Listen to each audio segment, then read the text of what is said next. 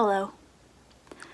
This video is going to be heavy. Oh, I hope my lighting's okay. I know I shouldn't care about these things.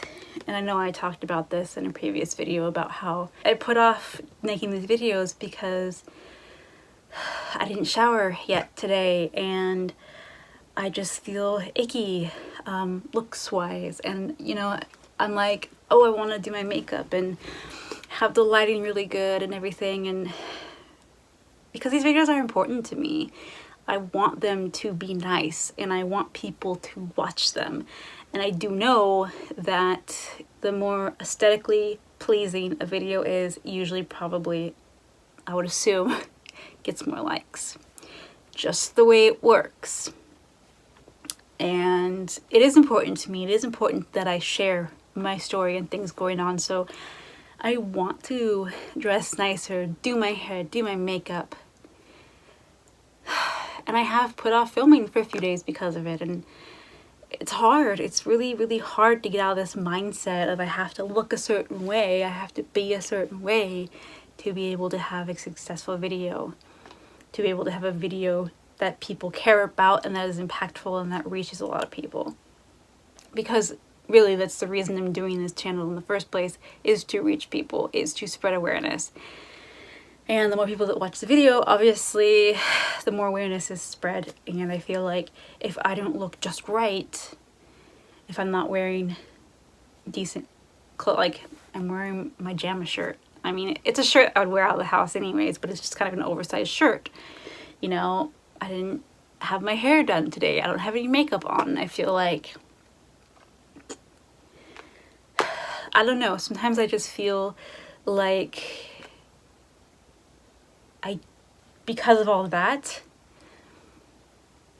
I can't make a powerful video. I can't make an impactful video because I feel like people aren't going to watch it because I don't have that stuff, which is so ridiculous. I know that, okay?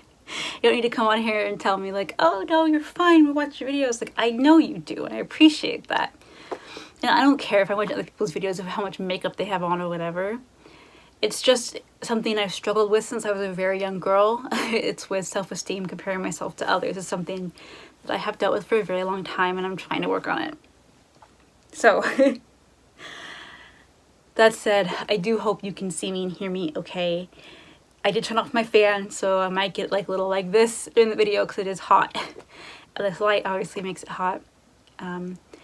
But I want you to be able to hear me good because what I'm going to say today is very important.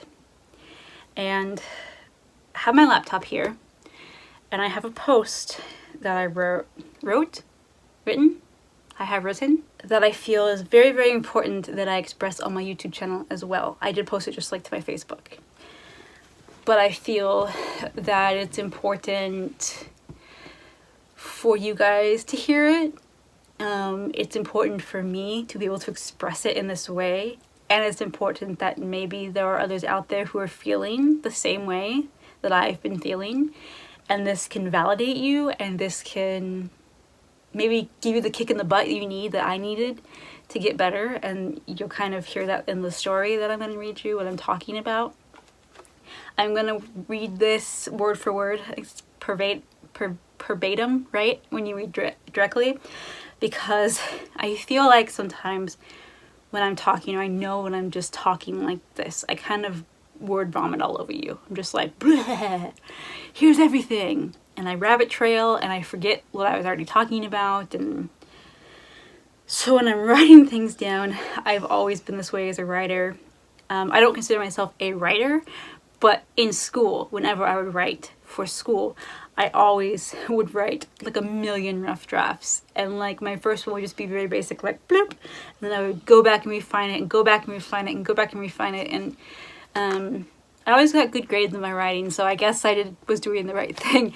But the reason why this was important to me to write down was I feel like I needed to get my words out, but get them out correctly. And get them out in a way that is cohesive and understandable. And I felt like I did that with this post. I was able to kind of go back through, edit, rearrange, all the things that you can do when you're writing to really bring home what I was trying to say. and get my point across, and hopefully that'll come across to you on the video as well. So I am just going to be reading it straight off my laptop here, so I will be looking down. I do apologize if that bothers anyone.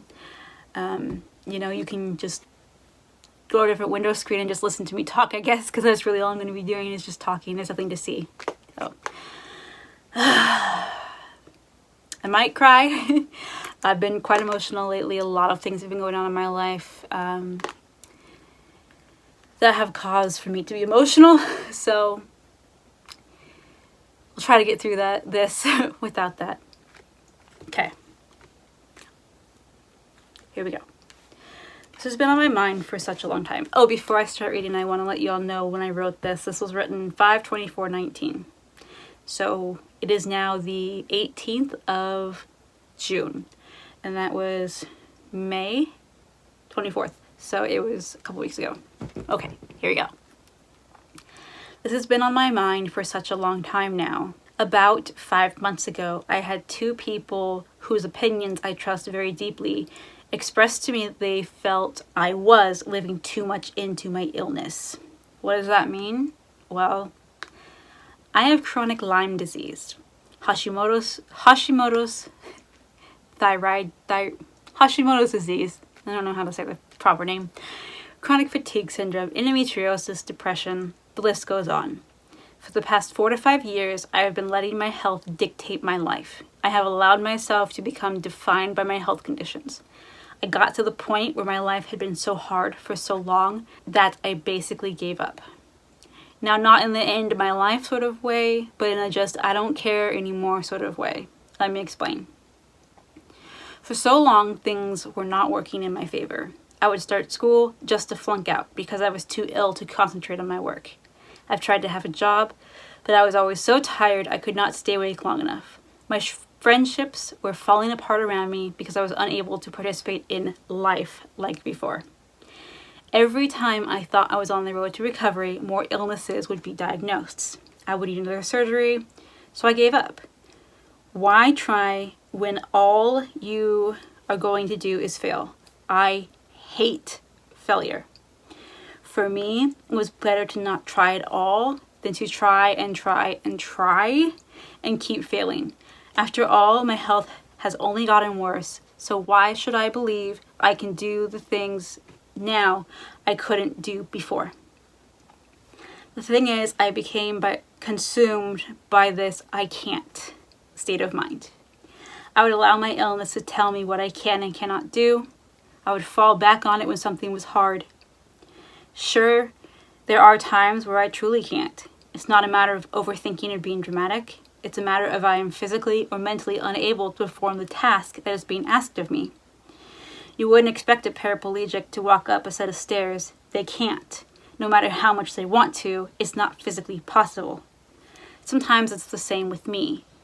No manner of wishful thinking or pushing through is going to change that. But there are things I can change. I can change how I view life. I can get over this fear of failure. I do not want to be defined by my illness. Yes, I will always have these illnesses. They are a part of me, but they are not me. I can start to try again. I can relearn my limits, my strengths, and yes, my weaknesses. Does this mean I can jump up, get a job, start attending all the events, and doing all the things I used to do with my life? No. I am still sick. I am still disabled. The only difference is I am no longer going to let that define me. I will do my best to try. I can move forward knowing that while I have limitations, life is still worth living. I've started noticing all the good instead of all the bad. I've been learning to listen to my body, to know when I can go a bit farther and know when I truly need to rest, not just want to rest.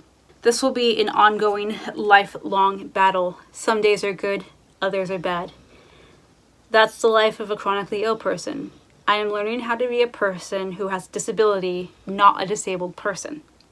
That may seem like the same thing to you, but it's all how you view it. I'm not perfect, I never will be, but at least I can try and live my life to the fullest that I can. Thanks for watching, guys.